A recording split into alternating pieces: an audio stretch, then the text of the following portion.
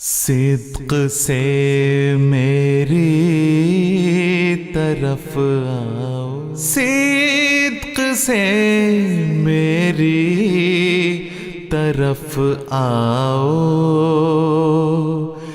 اسی میں خیر ہے درندے ہر طرف، میں عافیت کا ہوں حصار۔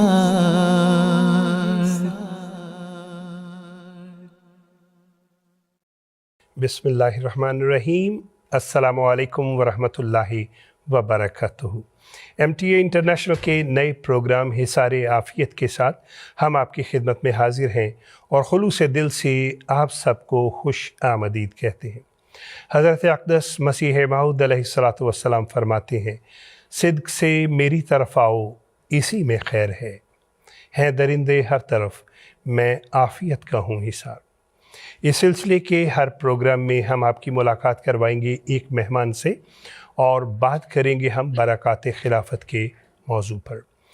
ہمارا اس سلسلے کا آج یہ پہلا پروگرام ہے اور ہمارے پروگرام میں آج کے مہمان ہیں مکرم و محترم عطاء المجیب راشد صاحب، امام مسجد فضل لندن اور نائب امیر جماعت احمدیہ انگلستان۔ آپ سب ان سے بخوبی واقف ہیں، اس لیے کسی تفصیلی تعارف کی ضرورت نہیں ہے۔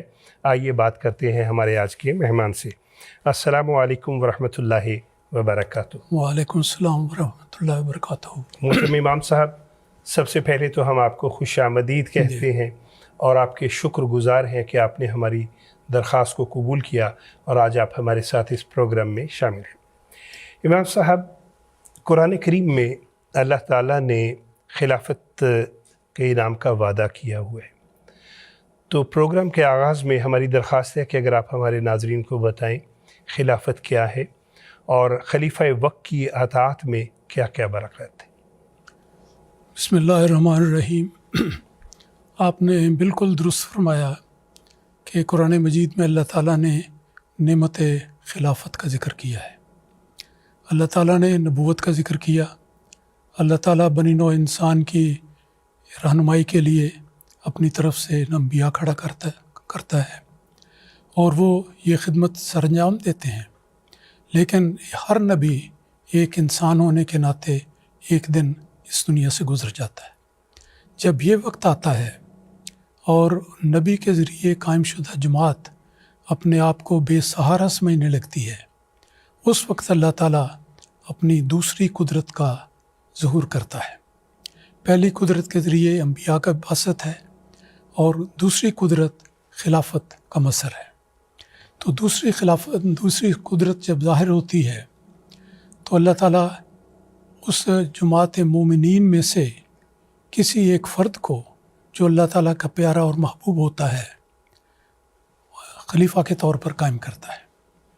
لوگوں کو بھی بعض اوقات اس میں یہ حق دیا جاتا ہے کہ وہ اپنی رائے کا اظہار کریں، لیکن بظاہر اگرچہ یہ کہا جاتا ہے کہ اللہ تعالیٰ کے لوگوں نے ایک شخص کا انتخاب کیا، حقیقت یہ ہے کہ ہر خلیفہ کا انتخاب اللہ تعالیٰ کی طرف سے ہوتا ہے اور اللہ تعالیٰ یہ بات مومنین کے دل میں خود بود ڈالتا ہے اور وہ اللہ تعالیٰ کی رہنمائی سے اسی شخص کے حق میں رائے دیتے ہیں جو اللہ تعالیٰ کا چنندہ ہوتا ہے۔ یہ بات بڑی عجیب ہے۔ عام طور پہ لوگ کہتے ہیں کہ یہ انتخاب ہوا، انتخاب تو ہوتا ہے لیکن انتخاب اسی فرد کا ہوتا ہے جس کو اللہ تعالیٰ نے پہلے سے چن لیا ہوتا ہے۔ پر صورت یہ نظام خلافت ایک بہت بڑی نعمت ہے جو اللہ تعالیٰ مومنین کی جماعت کو دیتا ہے، جو سمجھتے ہیں کہ پہلا رسول کا وقت گزر گیا، ہم بے سہارا رہ گئے۔ اللہ تعالیٰ کہتا ہے گھبراؤ نہیں، میں خود اپنی طرف سے ایک شخص کو مقرر کروں گا جس کے سر پر خلافت کا تاج ہوگا۔ تو یہ خلافت کا سلسلہ ہم دیکھتے ہیں کہ نبی پاک صلی اللہ علیہ وسلم کے زمانے میں بھی شروع ہوا، آپ کے وصال کے بعد فوری طور پر خلافت راشدہ کا دور آیا.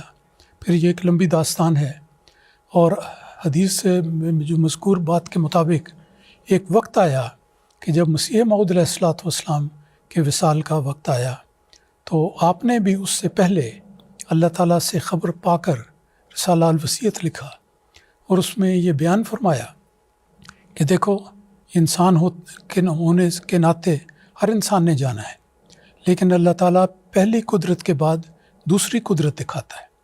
اس لیے میں جاؤں گا تو اللہ تعالیٰ ایک اور شخص کو کھڑا کرے گا جو خلافت کا مظہر ہوگا اور دوسری قدرت کا نمائندہ ہوگا. چنانچہ ہم دیکھتے ہیں کہ خلافت اولیٰ قائم ہوئی. یہ لمبی تفصیل کا موقع نہیں ہے. پھر اس کے بعد خلافت ثانیہ آئی، پھر ثالثہ آئی، پھر رابعہ آئی، پھر خامسہ آئی، اور یہ سلسلہ اللہ تعالیٰ کی تقدیر کے مطابق چلتا چلا جائے گا.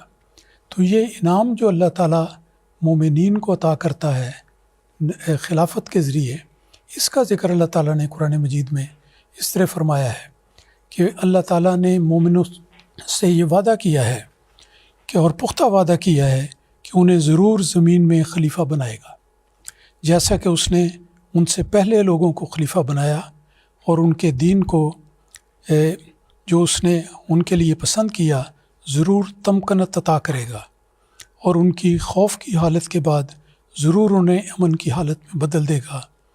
وہ میری عبادت کریں گے، میرے ساتھ کسی کو شریک نہیں ٹھہرائیں گے، اور جو اس کے بعد بھی ناشکری کرے تو یہی وہ لوگ ہیں جو نافرمان ہیں. یہ آیت کریمہ جس کا ترجمہ میں نے پیش کیا ہے، یہ قرآن مجید کی سورہ نور کی آیت نمبر 56 ہے.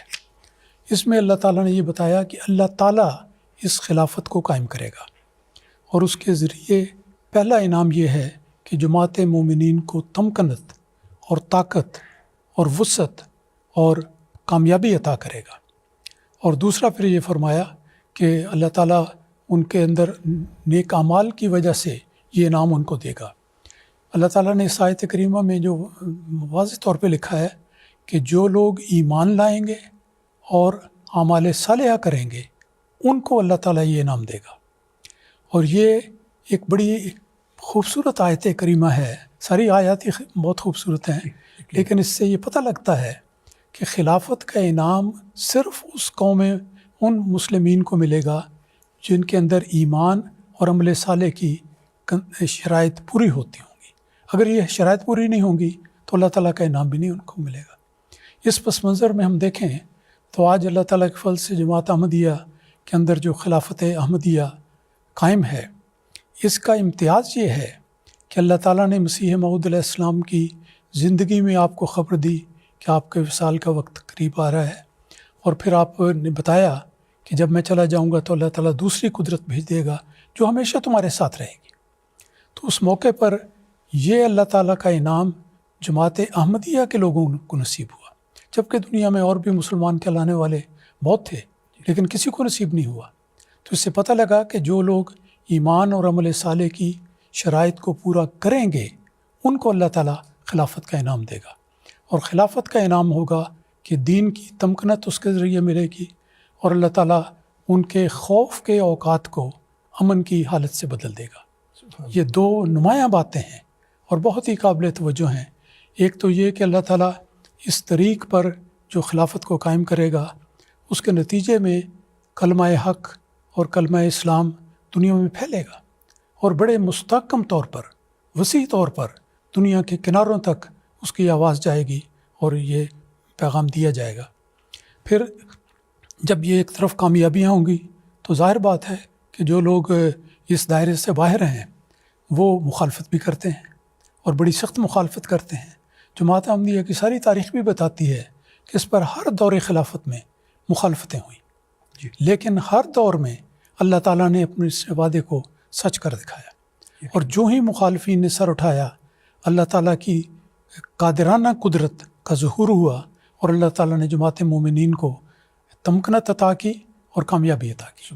اور تو یہ دو باتیں بڑی اہمیت ہیں، اور یہ باتیں دراصل شناخت کا ذریعہ ہیں کہ آج اس وقت دنیا میں کون سی جماعت مومنین ہے جس کو اللہ تعالیٰ نے ایمان اور عمل صالح کی شرائط پوری کرنے کے نتیجے میں یہ خلافت کا انعام اس دیا نعمت سے نوازا ہے. اور یہ انعام اللہ تعالیٰ نے صرف جماعت احمدیہ کو عطا کی ہے.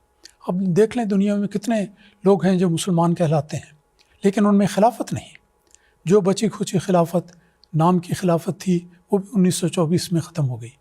اور یہ خلافت احمدیہ اللہ تعالیٰ کے فضل سے قائم ہے، قائم و دائم ہے اور ترقی پذیر ہے. اس کی آواز ساری دنیا کے کونے تک جاتی ہے اور خلیفہ وقت کو اللہ تعالیٰ کی طرف سے طاقت دی جاتی ہے، فہم عطا کیا جاتا ہے، رہنمائی دی جاتی ہے اور وہ پھر ساری جماعت کے سر پر ایک تاج کے طور پر ہوتا ہے. ایک اللہ تعالیٰ کی غیر معمولی نعمت ہوتی ہے جس کے سائے میں جماعت ہمیشہ ترقی کرتی چلی جاتی ہے. تو یہ ایک خاکہ ہے جماعت احمدیہ کا جو اس کو باقی سارے مسلمانوں کی جماعت سے ممتاز کرتا ہے اور ثابت ہو جاتا ہے کہ یہی ایک جماعت ہے آج دنیا کے پردے پر جو ایمان لانے کے اور عمل صالح کرنے کے تقاضوں کو پورا کرنے والی ہے. بہت خوبصورت امام صاحب، بہت پیارے طریقے سے، بہت خوبصورت طریقے سے آپ نے ہمیں بتایا. امام صاحب، ہماری خوش قسمتی ہے آج آپ ہمارے ساتھ موجود ہیں اور ہمیں علم ہے اللہ تعالیٰ کے فضل سے آپ نے تو حضرت خلیفۃ المسیح ثانی رضی اللہ عنہ کا دور دیکھنے کا بھی موقع ملا اور پھر حضرت خلیفۃ المسیح الثالث رحمہ اللہ کے دور میں بھی آپ صدر خدام الاحمدیہ تھے. تو یقیناً اگر ہم ان ادوار پہ بھی بات کریں تو لیکن چونکہ ہر پروگرام کا ایک بہرحال مخصوص وقت ہے، ہم بات شروع کرنا چاہیں گے سن 1984 سے. 1984 کا جو سال ہے یہ جماعت احمدیہ کی تاریخ میں ایک سنگ میل کی حیثیت رکھتا ہے جب حضرت خلیفۃ المسیح الرابع رحمہ اللہ ہجرت کر کے یہاں انگلستان میں تشریف لاتے ہیں. اس وقت آپ یہاں پہ بطور امیر جماعت انگلستان خدمات سر انجام دے رہے تھے. امام صاحب، کچھ ہمارے ناظرین کو بتائیے کہ حضور کے یہاں پہ تشریف لانے سے پہلے یہاں پہ کیا تھے، کیا ماحول تھا، حضور کے آنے کے ساتھ ہی کیا ترقیات کا جو ایک نیا باب شروع ہوا. بات یہ ہے کہ آپ نے ایک سوال بظاہر چھوٹا سا کیا ہے لیکن بہت بڑا اور گہرا اور بہت وسیع سوال ہے. اور خلیفۃ المسیح رابع رحمہ اللہ تعالیٰ کے یہاں پر تشریف لانے کا واقعہ اپنی ذات میں ایک بہت بڑا نشان تھا. اللہ تعالیٰ خلافت کے ساتھ غیر معمولی نشانات ہمیشہ دکھاتا رہا ہے، خلافت اولیٰ میں بھی، ثانیہ میں بھی، ثالثہ میں بھی. اور جب رابعہ کا دور آیا تو اس وقت کامر نے ایک نہایت ظالمانہ آرڈیننس جماعت کے خلاف جاری کیا جس کے مطابق کوئی شخص جو اپنے آپ کو احمدی کہتا ہو وہ اللہ اور رسول کا نام، قرآن کا نام، رسول پاک صلی اللہ علیہ وسلم کا نام لے نہیں سکتا، اسلام کی کوئی بات نہیں کر سکتا. تو ایسی صورت ہو گئی کہ جس میں خلیفہ وقت اس کو مجبور کر دیا گیا کہ وہ ان باتوں سے بچتے ہوئے جو کرنا چاہے وہ کرے. وہ کر ہی کیا سکتا تھا. تو گویا صورتحال اس ظالمانہ آرڈیننس کی ایسی بنا دی کہ خلیفہ وقت کے لیے خلافت کی ذمہ داریوں کو ادا کرنا اس لحاظ سے ناممکن ہو گیا. اللہ تعالیٰ راستے کھولنے والا ہے اور اللہ تعالیٰ نے راستے کھولے. تو اس موقع پر جب یہ ظالمانہ آرڈیننس آیا تو حضرت خلیفۃ المسیح رابع رحمہ اللہ تعالیٰ نے سب سے پہلے اللہ تعالیٰ سے رہنمائی طلب کی، پھر جماعت کے دوستوں سے مشورہ کیا اور بالآخر یہ فیصلہ کیا آپ نے کہ آپ اس ملک کو چھوڑ جائیں. یہ اس ملک کی بدنصیبی کہ وہاں سے خلافت رخصت ہوئی، لیکن اللہ تعالیٰ نے اللہ تعالیٰ کی طرف سے جو نمایاں ترقی اس جماعت کو دینی مقدر کی گئی تھی وہ اسی طرح اس کا دور چلتا رہا. تو بات اس طرح ہے کہ حضور نے پاکستان سے ہجرت کی اور ہجرت ایسے حالات میں کی جب کہ غیر معمولی تائید آپ کے ساتھ نہ ہوتی تو ہجرت ناممکن تھی. میں یقین سے کہہ سکتا ہوں اور دل کی گہرائی سے عرض کرتا ہوں کہ یہ آپ کی ہجرت کا واقعہ ہجرت مدینہ کے واقعے سے ملتا ہے. جس طرح رسول پاک صلی اللہ علیہ وسلم نے مخالفین کے مظالم سے کی انتہا ہو جانے پر اللہ تعالیٰ کی اذن سے ہجرت کی مکے سے مدینہ کی طرف، اسی طرح خلیفہ وقت نے بھی اللہ تعالیٰ کی اذن سے اور جماعت کے مشورے سے اس وقت فیصلہ کیا کہ آپ انگلستان تشریف لے جائیں. تو آپ تشریف لے گئے، لیکن انتہائی نگہداشت کے دائرے دائیں بائیں اوپر نیچے ہر طرف پھیلے ہوئے تھے، لیکن اللہ تعالیٰ نے اسی طرح حفاظت کی جس طرح میں پھر کہوں گا کہ رسول پاک صلی اللہ علیہ وسلم کی حفاظت اللہ تعالیٰ نے فرمائی۔ تو آپ اس اللہ تعالیٰ کی تائید اور نصرت کے حوالے کراچی پہنچے۔ کراچی پہنچنے پر بھی بڑی لمبی باتیں ہیں۔ پاسپورٹ آپ نے پیش کیا تو جس پر واضح لکھا ہوا ہے کہ Mirza Tahir Ahmad head of the Ahmadiyya movement, تو head of the Ahmadiyya movement کوئی اجازت نہیں، لیکن نام مرزا طاہر احمد کا ہے، جبکہ آرڈیننس میں ضیاء الحق نے یہ لکھا تھا کہ head of the community Mirza Nasir Ahmad ہے۔ تو اب وہاں پہ ایک ان کے لیے مشکل بن گئی، بڑی کوشش کی اس کو سالو کرنے کی، لیکن نہیں ہو سکی۔ کیسے ہو سکتی جب اللہ تعالیٰ کی مدد اور نصرت خلیفہ وقت کے ساتھ تھی؟ تو آپ کو جانے کی اجازت دی گئی، آپ وہاں سے چلے، ہالینڈ میں رکے، انگلستان میں تشریف لے آئے۔ تو دیکھیں اللہ تعالیٰ نے ایک بہت عظیم معجزہ جماعت کو دکھاتے ہوئے یہ تسلی دی کہ یہ خلافت اللہ تعالیٰ کی قائم کرتا ہے اور کوئی دنیا کی طاقت اس کو ہرگز کوئی نقصان نہیں دے سکتی۔ تو یہاں پر آئے، جماعت اس وقت اللہ تعالیٰ کے فضل سے قائم تھی۔ 1913 سے یہاں برطانیہ میں جماعت کا مشن قائم تھا، لیکن جیسا ہوتا ہے کہ ابتدا میں معمولی حالت ہوتی ہے، مشکلات ہوتی ہیں، مالی دقتیں، مخالفتیں، افراد تھوڑے ہیں، بے شمار چیزیں ہیں۔ اسی طرح جماعت اللہ تعالیٰ کے فضل سے نمایاں طور پر کام کر رہی تھی، لیکن ایک لمیٹڈ طور پر، ایک محدود طور پر، کیونکہ وسائل اس قسم کے نہیں تھے۔ تو اس موقع پر حضور رحمہ اللہ تعالیٰ کے یہاں تشریف لانے سے میں یہ سمجھتا ہوں کہ جماعت میں ایک غیر معمولی انقلابی تبدیلی پیدا ہوئی، اور حضور نے اپنے بہت بلند عزائم کے نتیجے میں جماعت کے اندر ایک نئی روح پھونک دی۔ آپ نے آتے ہی تبلیغ کا نعرہ بلند کیا اور جماعت کو تبلیغ کی طرف دعوت دی، تربیت کے تقاضے آپ نے واضح کیے، اس کی طرف جماعت کو توجہ دلائی۔ پھر اس طرح جماعت کو ایک مثال دیتا ہوں کہ حضور نے یہاں آتے ہی غالباً 1 یا 2 مہینے کے اندر فرمایا کہ جماعت نے ترقی کرنی ہے، جیسا حضور کو کامل یقین تھا اور ہو رہی ہے اللہ کے فضل سے۔ تو آپ نے فرمایا کہ جماعت نے ترقی کرنی ہے لیکن ہمارے پاس جگہ نہیں ہے۔ تو فوری طور پر خطبہ جمعہ میں آپ نے فرمایا کہ انگلستان کی جماعت کو اور جرمنی کی جماعت کو اپنے بڑے جلسوں کے لیے بڑی جگہ تلاش کرنی ہوگی۔ چنانچہ دیکھیں 2 مہینے، کم و بیش 2 مہینے کے وقفے میں، تھوڑے سے عرصے میں جماعت احمدیہ انگلستان کو 25 ایکڑ کی اراضی اسلام آباد میں خریدنے کا موقع مل گیا۔ اسی طرح چند مہینوں کے بعد جرمنی کو بھی اسی سال کے اندر انہوں نے ناصر باغ کی قطع زمین انہوں نے حاصل کر لیا۔ تو دیکھیں خلیفہ وقت کے منہ سے جو بات نکلتی ہے، اللہ تعالیٰ کے فرشتے اس کے سامان پیدا کر دیتے ہیں۔ سبحان اللہ۔ اور بظاہر ایسی چھوٹی جماعت کی اتنی بڑی رقم، لاکھوں کی بات ہو رہی ہے اور ہم ہزاروں میں کھیل رہے تھے، تو کیسے ہو جائے گا؟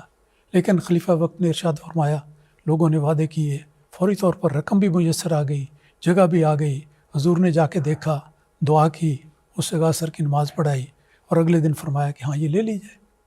اور بولی میں یا آکشن ہوئی، اس میں اتنی ہی رقم جو حضور نے فرمائی تھی، اتنی رقم میں وہ جگہ مل گئی۔ سبحان اللہ۔ تو حضور نے اس پر بے انتہا خوشی کا اظہار کیا، اور جرمنی کا بھی میں ذکر کر چکا ہوں۔ تو یہ باتیں ہیں جو جماعت کے اندر ترقی کی بنیاد بنی۔ تو اسی طرح اس جماعت کے اندر پہلے مشن تھوڑے تھے، پھر زیادہ مشن کھل گئے کیونکہ حضور کی توجہ تھی۔ پھر مساجد کی تعداد تھوڑی تھی، مساجد بھی بننی شروع ہو گئی۔ لٹریچر کی طرف جائیں تو لٹریچر تھوڑا سا شائع ہوتا تھا، تھوڑا سا فروخت ہوتا تھا، اس کے لیے پریس یہاں پہ قائم کر دیا گیا، پریس کے ذریعے لٹریچر شائع ہونے شروع ہوا، مبلغین کا نظام وسیع ہوا، جماعتوں کی تعداد بڑھ گئی۔ تو حضور کے خطبات جمعہ نے ایک نئی زندگی جماعت کو عطا کی، اور یہ اس کا تھوڑا سا میں ذکر کیا ہے کہ کس طرح ایک انقلاب کی بنیاد رکھ دی گئی، اور پھر حضوری کے ذکر میں یقیناً یہ بہت بڑی بات۔ خلیفۃ المسیح ثالث رحمہ اللہ تعالیٰ کے زمانے میں مجھے یاد ہے کہ آپ فرمایا کرتے تھے کہ کسی جگہ دنیا میں ہمیں توفیق مل جائے کہ ہم ایک چھوٹا سا ریڈیو اسٹیشن بنا لیں، افریقہ میں یا امریکہ میں یا کسی جگہ، تو یہ اس وقت سوچ تھی ریڈیو اسٹیشن کی۔ اللہ تعالیٰ کے فرشتے آسمان پر مسکراتے ہوں گے کہ کہ تم ریڈیو اسٹیشن کی خواہش کرتے ہو، اللہ کی تقدیر تو تمہیں ٹیلی ویژن دینا چاہتی ہے، سبحان اللہ. اور ایسا ٹیلی ویژن جو انٹرنیشنل ہے، اور آج ہم اسی کے پلیٹ فارم سے آپ سب سے مخاطب ہیں. جی، اور تو دنیا بھر میں MTA اللہ تعالیٰ کا- کے فضل کے ساتھ اور اس کی بڑی تفصیل ہے، کتنی زبانوں میں اس کے پروگرام نشر کیے جاتے ہیں، تراجم کیے جاتے ہیں، 8 چینل ہیں اور اسٹوڈیوز بن گئے ہیں. اتنی ترقی ہے کہ آج میرا خیال ہے کہ شاید ہی کوئی اور ٹیلی ویژن اسٹیشن ہو جو اس وسعت کا مقابلہ کر سکے، اور اس کے ذریعے سے ساری جماعت کو، ساری دنیا کے کونے کونے سے کو اسلام کا پیغام دیا جا رہا ہے. اور یہ سب اللہ تعالیٰ کا احسان ہے یقین اور خلافت کی برکت ہے. یقیناً خلافت کی خلافت برکات. رابعہ میں اس کا قیام ہوا. اب خلافت خامسہ میں دیکھیں کہ کس طرح اس ٹیلی ویژن کو اللہ تعالیٰ نے وسعت دی. ترقیات کا سلسلہ جتنی جاری. باتوں کا میں نے ذکر کیا ہے وہ ساری خلافت خامسہ میں ہوئی ہے. جی بالکل. امام صاحب، ہم یقیناً جیسا کہ ابھی آپ نے فرمایا کہ اللہ تعالیٰ کے فضل سے ہماری جماعت میں تو ترقیات، کسی شعبے کا ذکر کیا جائے تو ترقیات کا ایک لامتناہی سلسلہ ہے. امام صاحب، 19 اپریل سن 2003 میں حضرت خلیفۃ المسیح الرابع رحمہ اللہ کی رحلت کا واقعہ پیش آتا ہے. ایک غم کا وقت تھا، غم کا ماحول تھا. 19 اپریل سے لے کے خلافت خامسہ کے انتخاب تک یہ جو ایک جماعت میں غم کی کیفیت تھی، خوف کی کیفیت تھی، اللہ تعالیٰ نے کیسے اسے اپنے وعدوں کے مطابق تمکنت میں، امن میں بدلا، اور ایک مرتبہ پھر لوگوں کے چہروں پہ خوشی کی لہر دوڑ گئی، دل اطمینان سے بھر گئے، اللہ تعالیٰ کی ہم سے بھر گئے. امام صاحب، آپ نے وہ جو وقت ہے اس کو ہم سب کی نسبت زیادہ قریب سے دیکھا. آپ کچھ ان دنوں کا بتائیے ہمیں. یہ بھی پہلے سوالوں کی طرح بڑا چھوٹا سا سوال ہے اور بڑا لمبا جواب ہے. بہرحال میں کوشش کرتا ہوں. یقیناً آپ نے صحیح کہا کہ جس وقت حضرت خلیفۃ المسیح رابع رحمہ اللہ کا وصال ہوا، یہ ایک زبردست جھٹکا تھا ساری جماعت کے لیے. دنیا کے کونے کونے میں آمدی غم سے رنجور ہو رہے تھے اور سمجھ نہیں آتی تھی عام لوگوں کو کہ اس کا کیا بنے گا. لیکن اللہ تعالیٰ نے سلسلہ ایسا بنایا ہے کہ ایک رہنما اٹھتا ہے تو دوسرا آتا ہے، دوسرا جاتا ہے تو تیسرا آتا ہے، اور اس طرح اللہ تعالیٰ کی تقدیر ان چنندہ لوگوں کو منصب امامت پر لے آتی ہے اور خلافت کا نظام قائم ہوتا ہے جو اس موقع پر ہوا. لیکن تھوڑا سا اگر پس منظر میں جائیں تو حضرت مرزا مسرور احمد صاحب جو اس وقت ناظر اعلیٰ تھے، وہ اطلاع ملتے ہی، جس وصال کی اطلاع ملی جب، تو اس کے بعد فوراً انہوں نے سفر کی تیاری کی، کیونکہ وہ اس وقت ایک خلیفہ وقت کی عدم موجودگی میں ناظر اعلیٰ ساری جماعت کے امور کا نگران ہوتا ہے. تو آپ نے فوری طور پر کچھ اپنے عمائدین کو ساتھ لیا، کچھ نمائندگان کو آپ سفر کر کے آ گئے. بلکہ میرے سننے میں آیا ہے کہ حضور نے اپنے آنے کے لیے ایک چھوٹا سا بیگ تیار کیا اور چند کپڑے اس میں رکھے. تو آپ کی بیگم نے کہا کہ یہ تھوڑا سا آپ سامان لے جا رہے ہیں، تو مطلب کیا یہ کافی ہوگا؟ تو حضور نے بولا ٹھیک ہے، میں وہاں جا رہا ہوں. تو جا کے وہ جو کارروائی ہے وہ ہو گئی. تو جو ہی میں اس کام سے فارغ ہوا، 1 ہفتے میں واپس آ جاؤں گا. لیکن اللہ تعالیٰ مسکراتا ہوگا کہ اس کو پتہ نہیں کہ کیا ہونے والا ہے. تو اللہ تعالیٰ کی تقدیر اور کام کر رہی تھی. بہرحال حضور یہاں پر تشریف لے آئے. میرا حضور سے روا میں 1 یا 2 دفعہ چھوٹی چھوٹی ملاقاتیں ہوئیں، لیکن کچھ زیادہ گہرا تعارف نہیں تھا. حضور یہاں تشریف لے آئے اور حضور اس وقت جماعت کے سب امور کے بحیثیت ناظر اعلیٰ نگران تھے، اور یہ عاجز اس وقت مجلس انتخاب کا سیکرٹری تھا. تو ظاہر ہے کہ مجھے ہر بات حضور سے رہنمائی لینی تھی. تو حضور جب تشریف لے آئے تو آپ نے خود فرمایا، میں حضور کا لفظ بیان کرتا ہوں کیونکہ اس کے اور کوئی لفظ زبان پہ مجھے جچتا نہیں. تو حضور نے خود مجھے فرمایا کہ دیکھیں آپ کی ذمہ داری بڑی اہم ہے اور آپ کو بار بار کئی باتیں پوچھنے کی، بتانے کی ضرورت محسوس ہوگی. تو یہ دیکھیں مسجد کے قریب میری فلاں جگہ رہائش ہے، آپ جس وقت چاہیں آ جائیں، کوئی روک نہیں ہے، کوئی حجاب نہ کریں. میں نے کہا عرض کی میں انشاءاللہ اسی طرح ہوگا. اس کے بعد اگلے دن کی بات ہے کہ ایک صبح میں بہت جلدی تو نہیں، اپنے خیال میں نے سمجھا کہ آپ تہجد اور فجر اور اس ناشتے کے بعد آرام کر لیں. تو جب اس کے بعد میں کوئی 9-10 بجے کے قریب پہنچا تو پتہ نہیں ساری رات ہی میرا خیال ہے جگراتے میں گزری ہوگی، پریشانی میں، فکر میں، دعا میں. تو میں نے نوک کیا، دروازے پہ نہیں کھلا. دوسری دفعہ نوک کیا تو آپ نے دروازہ کھولا.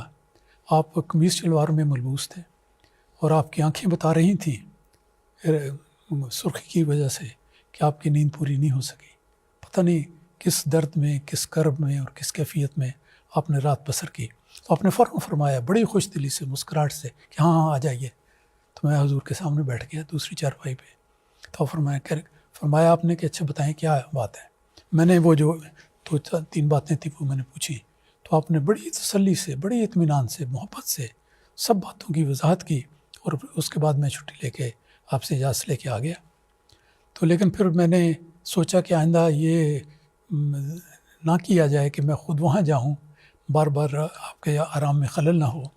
تو اگلے دن ہوا ایک ضروری خط تھا، تو میں نے وہ خط کسی لفافے میں بند کر کے ایک خادم کو دیا کہ وہ جا کے دے آئے آپ کو. تو دے کے اس کے تھوڑی دیر بعد ظہر کی نماز کا وقت تھا. تو میں ابھی نماز کے لیے اٹھا نہیں تھا، دروازہ کھلا تو حضور خود وہی خط اپنے ہاتھ میں لیے میرے دفتر میں آ گئے. اور میں بھی کھڑا ہو گیا، تو کھڑے ہی ہونا تھا. تو حضور نے فرمایا کہ آپ نے یہ جو خط لکھا ہے، بھجوایا ہے، اس کا یہ جواب ہے، وہ آپ اس جماعت کو بھجوا دیں. تو میں نے کہا انشاءاللہ اسی طرح ہوگا. تو میں آج تک سوچتا ہوں کہ کہاں یہ عاجز دفتر میں بیٹھا کام کر رہا ہے اور حضور اپنی اس بلند شان کے ساتھ اور اپنی شفقت کے ساتھ وہ ایک خط ہاتھ میں پکڑے ہوئے، بجائے اس کے کہ کسی خادم کو دیں یا اس پہ نوٹ لکھ کے بھجوا دیں، آپ خود تشریف لائے. پھر دیکھیں ایک بڑا دلچسپ واقعہ ہوا انہی دنوں میں. یہ ابھی انتخاب خلافت سے 1 یا 2 دن پہلے کی بات ہے، اب آ چکے تھے، اگلے دن کی بات ہے. وہ باہر خدام کی ڈیوٹی تھی گیٹ پہ، اور لوگوں کی چیکنگ کر کے ان کے کارڈ وغیرہ پھر اندر جانے کی اجازت دیتے تھے. حضور جب اندر جانے لگے تو ایک خادم تھا، وہ آپ کو نہیں پہچانتا تھا کیونکہ اکثر لوگ تو جانتے ہی نہیں تھے، تعارف نہیں تھا. تو اس خادم نے آپ کو روک لیا. تو آپ نے کوئی اس پر ناراضگی کا اظہار نہیں کیا، بلکہ رک گئے. اور اتنی دیر میں اتفاق سے میرے بڑے بھائی مرحوم عطاء الکریم صاحب شاید وہ وہاں پہ تھے. انہوں نے جا کے خادم کو بتایا کہ یہ تو ناظر اعلیٰ ہیں، تو ناظر اعلیٰ ہیں، آپ ان کو روک رہے ہیں، ان کو اجازت دیں. تو اس نے فوراً اپنی غلطی کا اعتراف کیا اور اجازت دی، تو آپ اندر چلے گئے. اب دیکھیں حضور کی عاجزانہ کیفیت کا، کہ بجائے کہ اس خادم پر ناراض ہوں یا کوئی اور انداز بیان اختیار کریں، آپ نے صرف ایک فکرہ کہا، اور وہ فکرہ یہ تھا کہ دیکھیں یہاں کے لوگ تو مجھے پہچانتے بھی نہیں، کہ نہیں میرا وجود ایسا گمنام ہے کہ لوگوں کو پتہ بھی نہیں. جی امام صاحب، جو آپ نے فرمایا کہ گمنام وجود، اس سے میں صرف ایک چھوٹی سی بات کرتا چلوں کہ میری بھی وہاں پہ ڈیوٹی تھی، جو وہاں پہ ایک جگہ موجود تھا.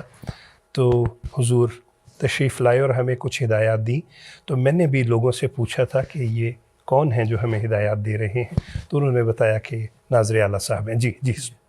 تو اس طرح حضور کا شروع میں آیا، پھر کڑی میٹنگ ہوتی رہی. حضور نے کمیٹی بنی ہوتی ہے انتظامیہ، میں سیکرٹری تھا، میں نے ساری رپورٹ دی کہ اس طرح کام ہے. تو اگلے دن ایسا واقعہ ہوا، تھوڑی سی بات لمبی ہو جائے تو خیر نہیں ہے. جی نہیں امام صاحب بالکل سن رہے ہیں. ٹھیک ہے. وہ یہ ہے کہ 2 نمائندگان ایسے تھے پاکستان سے آنے والے جو یہاں پر پہنچ گئے، لیکن ایئرپورٹ پر ابھی آئے تھے اور ادھر سے وقت ہو رہا تھا انتخاب خلافت کے اجلاس کا. مجھے انہوں نے فون کیا کہ ہم یہاں پہنچ گئے ہیں اور ہم آنا چاہتے ہیں. میں نے کہا ٹھیک ہے، اگر وقت کے اندر پہنچ جائیں گے تو ٹھیک ہے، ورنہ پھر معذرت، تو وقت پر کارروائی شروع ہو جائے گی اور یہ وقت مقرر ہے، انتظار نہیں کسی کا ہوگا. تو وہ کہنے لگے ٹھیک ہے. تو بات مختصر کرتے ہوئے میں بتاتا ہوں کہ حضور اس وقت تشریف لے آئے اس انتخاب کے اجلاس سے پہلے، تو باہر کھڑے تھے.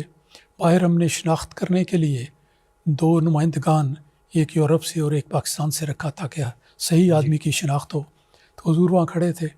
ان 2 آدمیوں کے جو ایئرپورٹ پر تھے کارڈ بنا لیے گئے، میں نے دستخط کر دیے. اب ناظر اعلیٰ صاحب کے دستخط ہونے تھے، تو وہ کارڈ میرے پاس تھے. آپ مسجد کے سامنے ٹہل رہے تھے اور یہ اس انتظار میں کہ یہ لوگ آ جائیں تو وہ دستخط کریں اور وہ اندر چلے جائیں. الحمدللہ قصہ مختصر کہ وہ آ گئے، اندر آئے، حضور نے دستخط کیے، وہ اندر چلے گئے. اور مسجد میں داخل ہونے کے بعد ساری مسجد بھر گئی، چھوٹی سی مسجد ہے، بیٹھ کے لوگ تو سب سے آخر میں جو وجود داخل ہوا وہ حضور کا وجود تھا. سبحان. حضور بالکل آخر میں داخل ہوئے، اور پھر اس کے بعد مسجد کی چابی میری جیب میں تھی، میں نے مسجد کو لاک کر دیا اور بلب بند. تو اس سب باقی کارروائی بسیع راز اس مسجد میں ہوئی. تو حضور اندر جا کے، جو اندر ایک کیبن سا بنا ہوا ہے داخلے کے بعد، اس کے ساتھ ٹیک لگا کے وہاں پہ بیٹھ گئے، جو گویا سب حاضرین سے پیچھے تھا. اور پھر کارروائی ہوئی، اس کی لمبی تفصیل ہے اور اس کے ذکر کا یہ موقع نہیں. لیکن جو کچھ ہوا اس کے بعد ویڈیو تو نہیں بنی، لیکن آڈیو دنیا نے سنی. لیکن دیکھیے ایک عجیب نشان کہ یہ ایک گمنام شخص بظاہر دنیا کی نظر میں پتہ نہیں کیا سوچتے ہوں گے لوگ، لیکن اللہ تعالیٰ جاننے والا ہے. اللہ تعالیٰ ہر انسان کی پاتال تک اس کی نظر ہے، اور اللہ تعالیٰ جانتا ہے کہ کس کو میں نے انتخاب کیا ہے. اس وقت میں ایک میاں بیوی کا میں واقعہ سنا دیتا ہوں، بڑا ایمان افروز ہے. میاں یہاں پر آئے ہوئے تھے اور کرسنال روڈ پر بیٹھے ہوئے تھے، کیونکہ یہ سڑکیں بند کر دی گئی تھی. 11,000 کا مجمع تھا اس وقت مسجد فضل کے باہر، جو لوگ انتظار کر رہے تھے. اس کی وائف نے ایک یورپین ملک میں اس وقت ٹیلی ویژن دیکھ رہی تھی، اور دیکھتے دیکھتے ابھی کچھ بھی نہیں ہوا تھا، انتظار کے مرحلے تھے، اور اس کو نیند آ گئی. اس نے خواب میں دیکھا، خواب میں یہ دیکھا کہ آسمان سے تیز روشنی کا گولا ہے، وہ نیچے اترا ہے، اور نیچے اترتے یہ وہ مسجد فضل کے اوپر آ گیا ہے، اور وہاں کے ذرا ٹھہرا ہے. اور پھر تھوڑی دیر کے بعد وہ گولا وہ مسجد کے اندر آیا ہے، اور وہاں پر بیٹھے ہوئے ایک شخص کے سینے میں وہ ساری کی ساری روشنی اندر جا کر جذب ہو گئی ہے. سبحان اللہ. اور اس عورت کو بتایا گیا کہ اس شخص کا نام مرزا مسرور احمد ہے. وہ عورت خواب سے اٹھی بڑی پریشان کہ یہ نام تو میں نے سنا ہی نہیں، مجھے پتہ ہی نہیں کون ہے، تو یہ کیا سنا. فوراً اپنے خامند کو فون کیا، وہ سڑک پر تھے یہ گریسنال روڈ پہ. اس نے خامند نے سنا اور اس نے کہا کہ میں بھی نہیں جانتا. اب یہ دیکھیں اللہ تعالیٰ نے گواہ وہ بنائے جن کے بارے میں یہ سوچا بھی نہیں جا سکتا تھا کہ انہوں نے اپنی سوچ سے کسی آدمی کا نام سوچا ہوگا. وہ نام جو بتایا گیا نہ اس کو خامند جانتا ہے نہ بیوی جانتی ہے. اور اتنی دیر میں اندر سے کارروائی پوری ہو گئی، اور پھر وہ اعلان کا وقت آ گیا. اللہ تعالیٰ نے مجھے یہ سعادت اور توفیق دی کہ میں نے سب سے پہلے اس کا اعلان کیا تھا.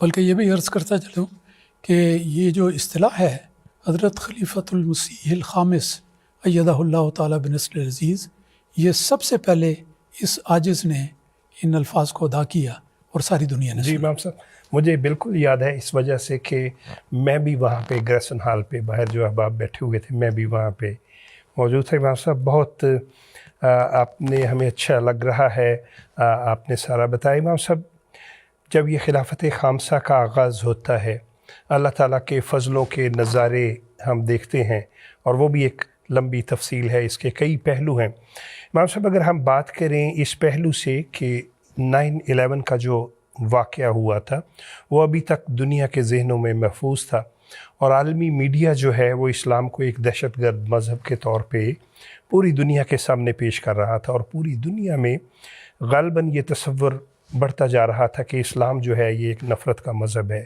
تشدد کا، دہشت گردی کا مذہب ہے.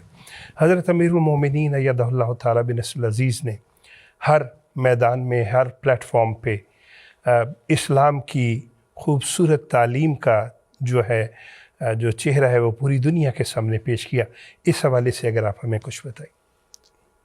بڑی اچھی بات آپ نے کی ہے کہ جس وقت اس حادثے کی وجہ سے بغیر تحقیق کے فوری طور پر اسلام کے سر پر تھوپ دیا جا رہا تھا کہ یہ سب کچھ مسلمانوں نے کرایا، اور اسلام کے خلاف لوگوں کے جذبات بھڑک اٹھے تھے، اس موقع پر اللہ تعالیٰ کی تقدیر نے اپنے ایک بندے کو، خلیفۃ المسیح خامس ایدہ اللہ تعالیٰ بنصر العزیز کو یہاں پر لا کر خلافت کا تاج آپ کے سر پہ رکھا، اور آپ نے پھر اللہ تعالیٰ کے فضل سے ایسے منظم طور پر اسلام کی اشاعت کا نظام قائم کیا اور خود اس میں شامل ہوئے.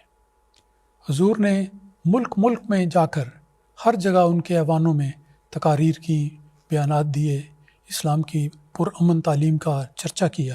یہ ایک لمبی داستان ہے جس کا ذکر آ جائے گا، لیکن میں آپ کو یہ بتانا چاہتا ہوں کہ یہ جو خلافت کا سلسلہ ہے، یہ اس میں ہر دور میں اللہ تعالیٰ نے نہایت اعلیٰ کامیابیاں جماعت کو عطا کی ہیں۔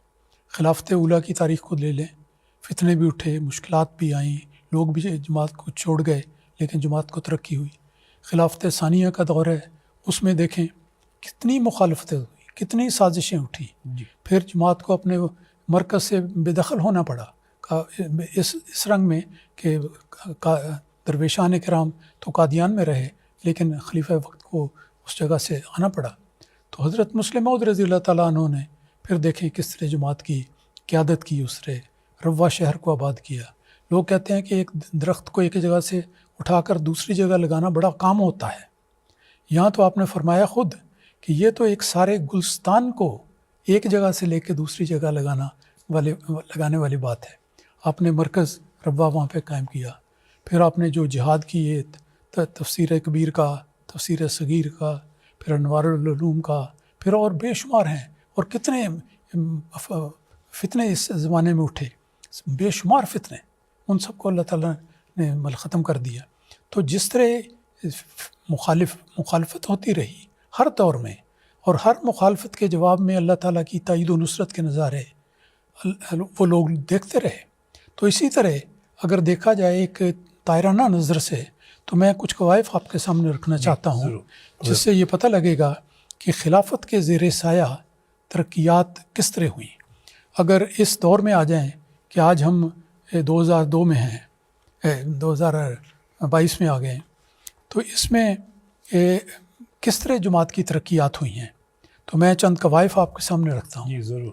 کہ جماعت جس کی ابتدا 75 افراد سے ہوئی تھی، مسیح موعود علیہ السلام کے ہاتھ پر انہوں نے بیعت کی تھی، آج بڑھتے بڑھتے لاکھوں کروڑوں میں جا چکی ہے۔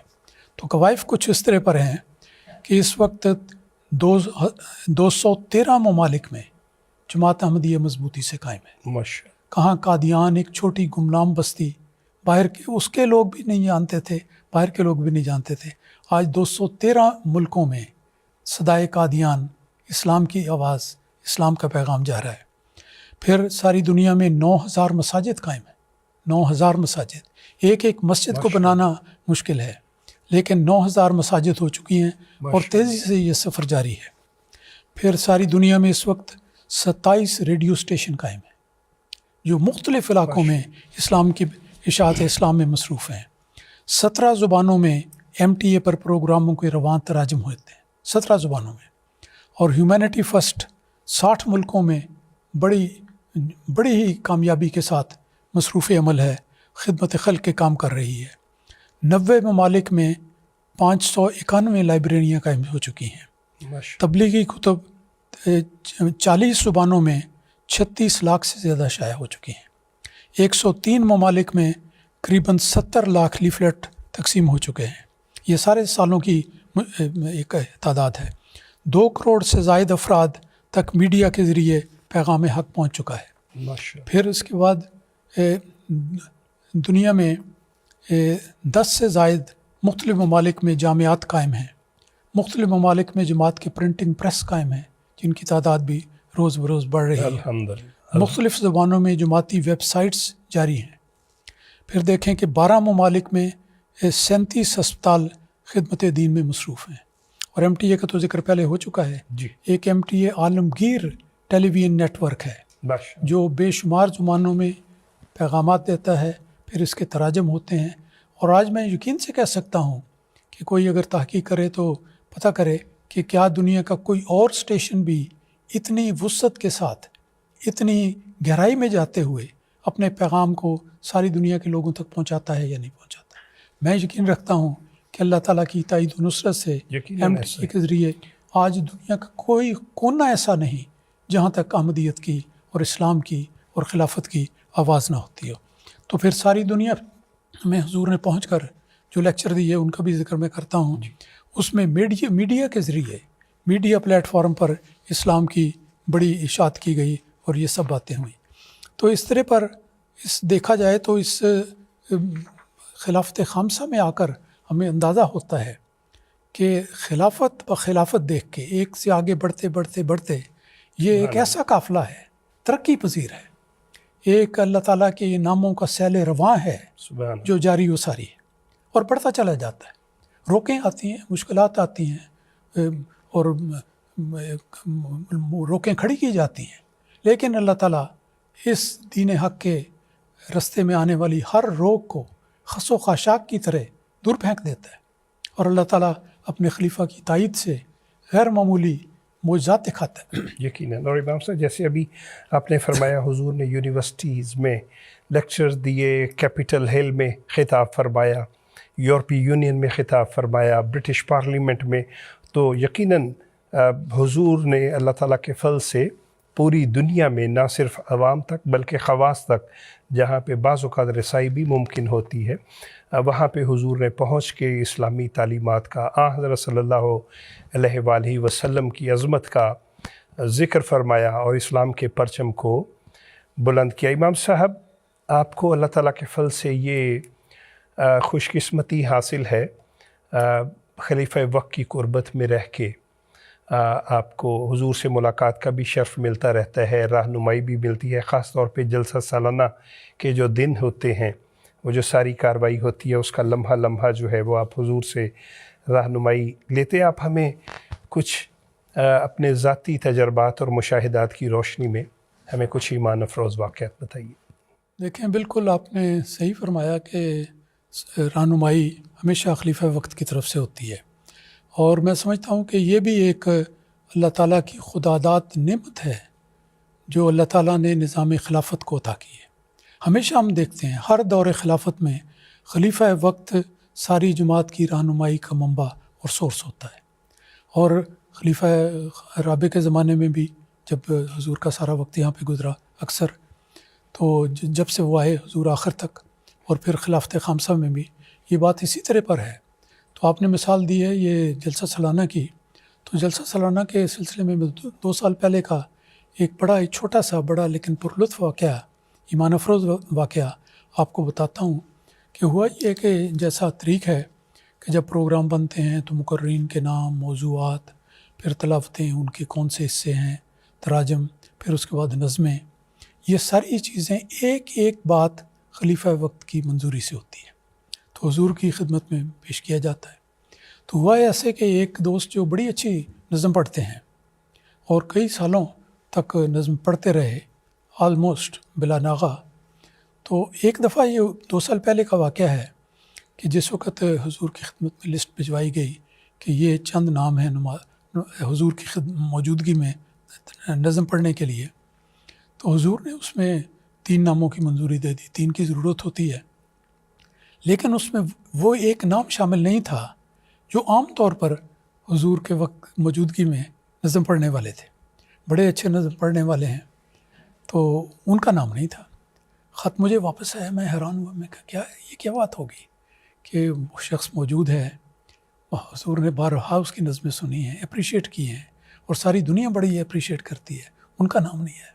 لیکن میں نے کہا حضور کا فیصلہ ہے تو ٹھیک ہے، بالکل اسی کے مطابق ہوا، اسی طرح ہوا۔ لیکن دیکھیں کہ اللہ تعالیٰ نے کس طرح حضور کی رہنمائی کی، یہ اس کا ایک بہت بڑا نشان ہے جو میں سمجھتا ہوں۔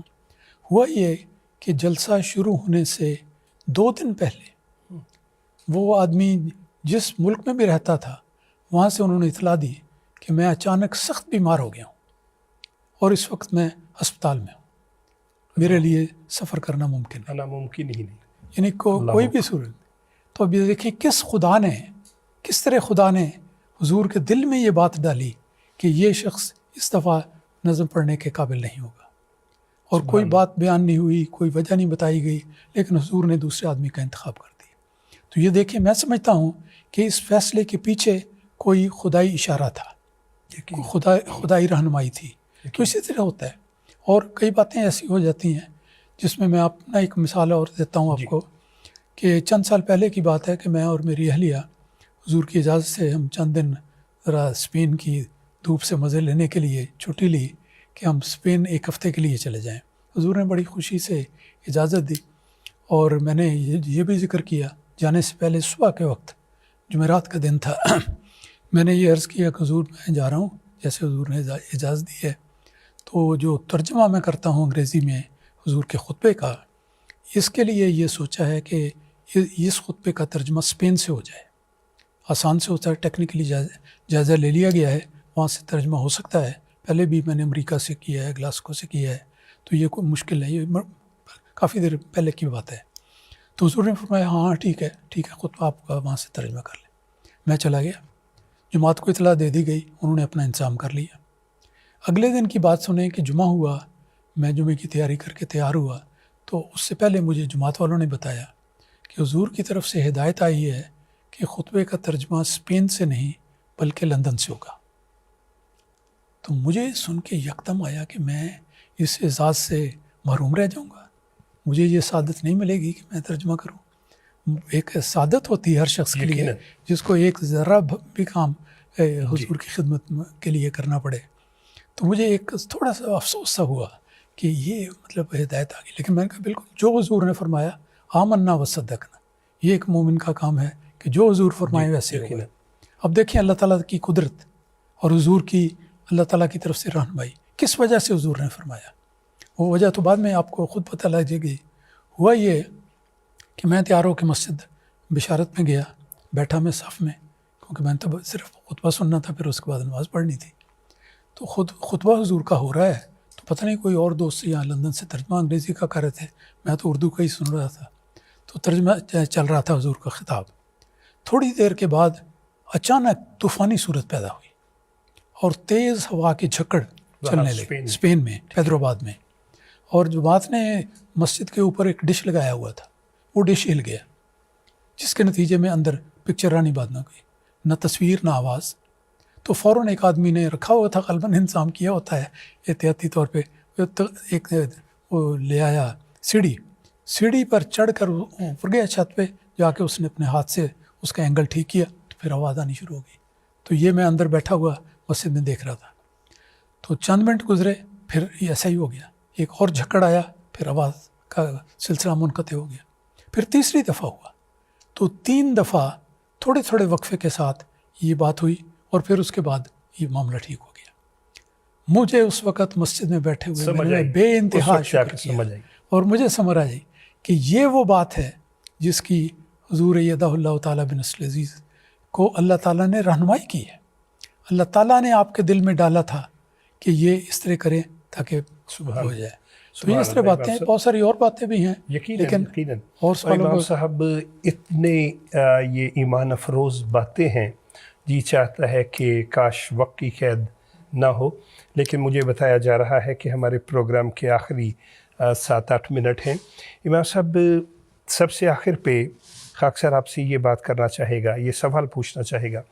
جیسے ہم حضرت امیر المومنین ایدہ اللہ تعالیٰ بنصر عزیز کے شب و روز دیکھتے ہیں، ہم دیکھتے ہیں کہ حضور کا لمحہ لمحہ جو ہے وہ جماعت احمدیہ کے افراد کی تعلیم و تربیت کے لیے، فلاح و بہبود کے لیے وقف ہے. بلکہ اگر ہم حضور کی مصروفیات کو دیکھیں تو ہمیں یقین ہو جاتا ہے کہ اللہ تعالیٰ کی تائید و نصرت کے بغیر اتنا کام ممکن ہی نہیں ہے.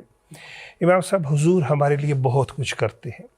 افراد جماعت جو ہیں وہ کیسے خلیفہ وقت کے بہترین مددگار بن سکتے ہیں، کیسے اپنی محبتوں کا، چاہتوں کا اظہار کر سکتے ہیں؟ اس سوال کی طرف جو بڑا اہم سوال آپ نے کیا ہے، اس سے آنے سے پہلے میرے دل میں ایک اور بات آئی ہے کہ دیکھیں، ایک دفعہ ایک آدمی نے حضور سے یہ سوال کر دیا کہ حضور آپ کی سچائی، یعنی آپ اگر خلیفۃ المسیح ہیں تو اس بات کی صداقت کا ثبوت کیا ہے؟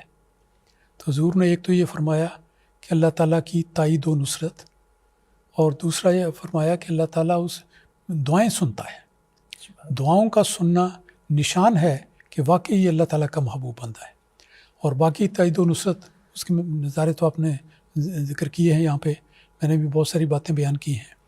دعاؤں کی قبولیت کا ایک واقعہ میں پہلے سنا دیتا ہوں، پھر آپ کے سوال کی طرف آؤں گا. مجھے یہاں برطانیہ میں دورہ کرتے ہوئے ایک جگہ ایک گھر میں جانے کا اتفاق ہوا. وہاں پر صبح ناشتے پہ بیٹھے تھے تو باتیں ہوتی رہیں. ڈاکٹر کا مکان تھا، بڑے کوالیفائڈ ڈاکٹر، پاکستان سے آئے ہوئے، عرصہ ہو گیا تھا ان کو.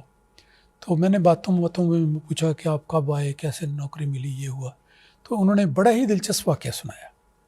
وہ کہتے کہ میں آیا تو جیسے کہ ہر احمدی آتا ہے جب حضور کی خدمت میں حاضری لگواتا ہے کہ حضور میں آپ کے قدموں میں آ گیا ہوں، اس نے بھی خط لکھا اور ساتھ ہی درخواست کی کہ حضور میں کوالیفائڈ ڈاکٹر ہوں، تو میں اب اپنی نوکری چاہتا ہوں، تو میں اس کے لیے ہسپتالوں کو، باقی اداروں کو لکھنا چاہتا ہوں، لکھ رہا ہوں، تو دعا کریں کہ اللہ تعالیٰ مجھے کامیابی عطا کرے دے۔ حضور کا جواب دعائیہ آ گیا، تو لیکن کہتے ہیں میرے جاب کوئی نہیں تھی۔ میں نے کہتے ہیں پھر ایک ہسپتال کو لکھا، 2 کو لکھا، مجھے وہ بتاتے پتہ نہیں، انہوں نے بتایا کہ میں 40 یا 50 ہسپتالوں کو یا اس قسم کے اداروں کو جہاں انہیں جاب مل سکتی تھی وہاں پہ میں نے خط لکھے۔ اول تو ان کی طرف سے اکثریت نے جواب نہیں دیا، اگر کسی نے جواب دیا تو وہ منفی تھا کہ ہم نہیں رکھ سکتے، حالانکہ وہ اچھا بڑا کوالیفائڈ آدمی ہے، ڈگریاں بھیجتے ہیں، سب کچھ ہے۔ کہتے لیکن اس شخص نے ایک بندہ مومن کی طرح اور ایک سچے احمدی کی طرح، اس سے پتہ لگ جاتا ہے ہر احمدی کو کیسا ہونا چاہیے، باقاعدگی کے ساتھ وہ حضور کو لکھتے رہے، بار بار لکھتے رہے۔ ایک خط جاتا تھوڑی دیر کے 4 دن کے بعد، 10 دن کے بعد پھر خط لکھتے، پھر لکھتے۔ ایک دن وہ کہتے ہیں کہ میں صبح، اب واقعہ شروع ہوتا ہے کہ ناشتے پہ بیٹھا تھا اور ڈاک آئی، تو ڈاک میں حضور کا خط تھا۔ کہتے ہیں میں نے بڑے اشتیاق سے کھولا کہ پیارے حضور کا خط آ گیا ہے، تو حضور نے حسب معمول اس میں دعاؤں کا بھی ذکر کیا تھا، اللہ تعالیٰ ہے مبارک کرے۔ تو آگے فقرہ حضور نے لکھا، غالباً اپنے قلم سے یا کس طرح ہوگا، لکھا یہ کہ جاب تو آپ کو مل چکا ہے، پھر آپ بار بار کیوں لکھتے ہیں؟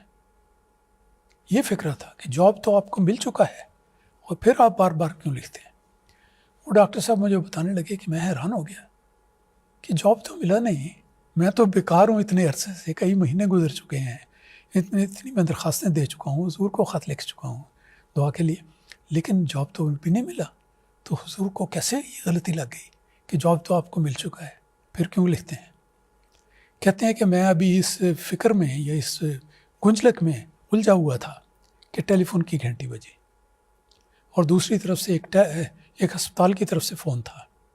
وہاں مجھ سے یہ پوچھا گیا کہ آپ نے کچھ عرصہ ہوا جاب کے لیے اپلائی کیا تھا، آر یو اسٹل اویلیبل؟ تو انہوں نے بڑی خوشی سے کہا yes by all means I am available. انہوں نے پوچھا کہ کین یو کم ٹوڈے، آج آ سکتے ہیں؟ وہ کہتے ہیں میں اسی وقت آ سکتا ہوں۔ کہتے ہیں میں نے ناشتہ جلدی ختم کیا، میں فوراً کپڑے بدل کے تو چلا گیا، جاتے ہی کانٹریکٹ فارم دیا انہوں نے، میں نے وہ سائن کیا اور I was doing the job. تو اب یہ دیکھیں کہ کس طرح حضور کے علم میں یہ آیا یا اللہ تعالیٰ نے آپ کے دل میں یہ ڈالا کہ اس آدمی کو اب جاب ملا کے ملا۔ تو حضور نے فرمایا جاب تو آپ کو مل گیا ہے، اللہ تعالیٰ نے تو گویا مجھے اطلاع کر دی ہے کہ جاب آپ کو مل گیا ہے، پھر آپ خط کیوں بار بار لکھتے ہیں؟ وہ آدمی، ان کی شکل دیکھنے والی تھی، آنکھیں آنسوؤں سے بھری ہوئی تھیں اور عجیب کیفیت تھی ان کی کہ حضور کا یہ خط آیا اور اسی لمحے بغیر کسی تاخیر کے مجھے اس طرح سے کال آ گئی، جاتے ہی جاب مل گیا اور حضور کا ارشاد لفظ پورا ہوا۔ تو یہ ایک مثال ہے کہ کس طرح اللہ تعالیٰ حضور کی رہنمائی کرتا ہے اور حضور کو خواب کے ذریعے، الہام کے ذریعے، جس طرح بھی ہے اللہ تعالیٰ باتوں سے توجہ دلاتا ہے۔ تو اب اس سارے بات کی خلاصہ یہ ہے کہ ہر احمدی کو کیا کرنا چاہیے۔ بات یہ ہے کہ اس قسم کی قبولیت دعا کی مثالیں، کامیابی کی مثالیں سن کے ہر آدمی کے دل میں آتا ہے کہ مجھے بھی اس سے ایک حصہ ملے، تو بڑی اچھی خواہش ہے۔ اس کا جواب قرآن مجید میں آتا ہے اور حدیث میں فرمایا گیا ہے کہ اسمعوا واطیعوا، کہ جو تمہارے پاس اللہ تعالیٰ کا پیغام لے کر آتا ہے، اور ہمارے اس دور میں خلیفہ وقت اللہ تعالیٰ کے پیغامات کو لے کر آیا ہے، تو اس کی بات کو سنو اور اس پر عمل کرو۔ سننا بھی اس طرح نہیں کہ ٹیلی ویژن لگا ہوا ہے اور ہم اپنے بینک بیلنس چیک کر رہے ہیں یا اور کہاں پڑھائیاں کر رہے ہیں۔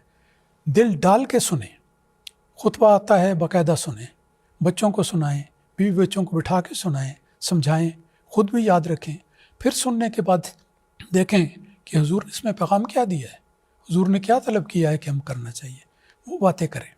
تو یہ جو ہے اس کا مختصر جواب کہ ہر احمدی کا یہ فرض بنتا ہے کہ جب انہوں نے خلیفہ وقت کو اللہ تعالیٰ کا مقرر کردہ خلیفہ تسلیم کیا ہے، وہ اللہ تعالیٰ کا چنندہ ہے، اور میں 1000 بار بھی کوئی مجھے کہے میں بباغ دہل اس بات کا اعلان کروں گا کہ خلیفہ وقت اللہ تعالیٰ کا چنندہ ہوتا ہے۔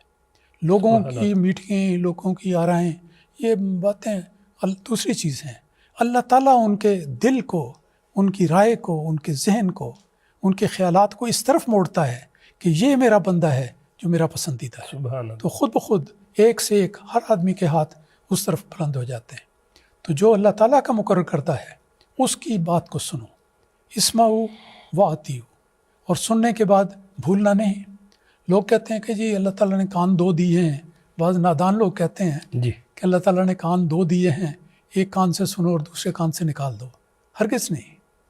یہ وہ روحانی معاہدہ ہے جو خطبے کے ذریعے یا خطابات کے ذریعے حضور کی طرف سے آتا ہے کہ سننے والا ہے، کانوں سے سنو اور اپنے دل میں جگہ دو، اپنے حافظے میں اس بات کو محفوظ رکھو۔ سبحان اللہ۔ اور پھر اس کے بعد دوسری بات ہے، سننا کافی نہیں۔ سن تو بچہ بھی لے گا، ایک چھوٹا نادان بچہ بھی سن لے گا کہ میں نے سن لیا، لیکن سننا وہ جو دل کی آنکھوں سے سنے انسان، سبحان اللہ۔ اور اپنے کانوں سے سنے، اور پھر اس کے بعد اطیعو، اس ہر حکم کی اطاعت کرو۔ ہر حکم کو اس سے سمجھو کہ حضور نے دنیا کے کسی کونے میں فرمایا ہو۔ حضور خود فرماتے ہیں کہ میں جو بات دنیا کے ایک کونے میں کہتا ہوں وہ دنیا کے دوسرے کونے کے اور ہر زمین کے کونے پر رہنے والے آمدی کے لیے، سب کے لیے۔ بالکل۔ تو اسمعوا واطیعوا، یہ سنہری اصول ہے کہ ہمیں خلیفہ وقت کے پیغامات کو، ہدایات کو سننا چاہیے اور اس پر عمل کرنا چاہیے۔ بہت خوب۔ اللہ تعالیٰ ہم سب کو اس کی توفیق عطا فرمائے۔ امام صاحب آپ نے بہت خوبصورت فرمایا کہ اس حصار عافیت میں رہنے کے لیے جو سب سے پہلی بات یہ ہے کہ امام وقت کے ارشادات کو سنا جائے اور صدق دل سے ان پہ عمل کیا جائے اور اطاعت کی جائے۔ امام صاحب بہت اچھا لگا، اور ایک بار مرتبہ پھر میں عرض کروں گا کہ کاش وقت کی قید نہ ہوتی، جی چاہتا ہے یہ باتیں سنتے ہی جائیں۔ ہمیں بہت اچھا لگا امام صاحب آپ ہماری درخواست پہ یہاں پہ تشریف لائے، اور ہمیں یقین ہے ناظرین کہ آپ کو بھی ہمارا آج کا پروگرام بہت اچھا لگا ہوگا۔ آپ نے ہمیں ضرور بتانا ہے کہ آپ کو ہمارا یہ آج کا پروگرام کیسا لگا ہے۔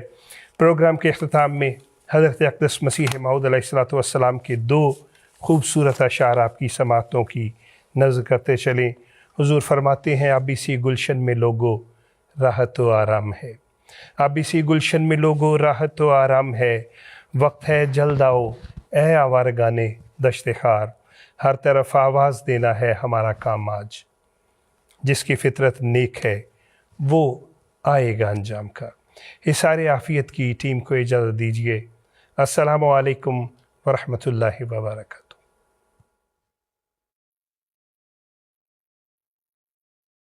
بسم اللہ